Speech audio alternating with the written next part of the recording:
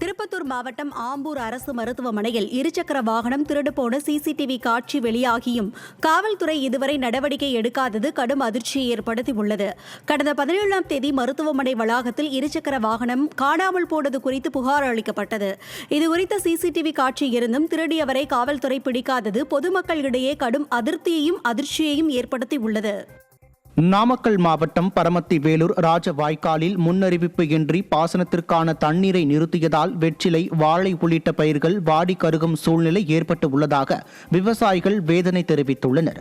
பரமத்தி வேலூர் பொதுப்பணித்துறை அலுவலக வளாகத்தில் 200க்கும் மேற்பட்ட விவசாயிகள் ஆலோசனைக் கூட்டம் நடைபெற்றது.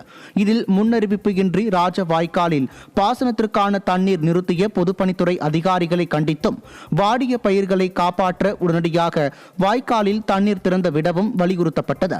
மேலும் தண்ணீர் திறந்துவிட தவறினால் விவசாயிகளை திரட்டி மாபெரும் போராட்டத்தில் ஈடுபட போவதாக தீர்மானம் நிறைவேற்றப்பட்டது.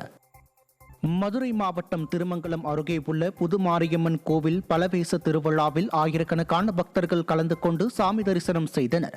திருமங்கலத்தை அடுத்த டி கல்லுப்பட்டியில் புது மாரியம்மன் கோவில் சித்திரை திருவிழா கடந்த வாரம் கொடியேற்றத்துடன் தொடங்கிய நிலையில் விழாவின் முக்கிய நிகழ்ச்சியான பலவேச திருவிழா கோலாகலமாக நடைபெற்றது.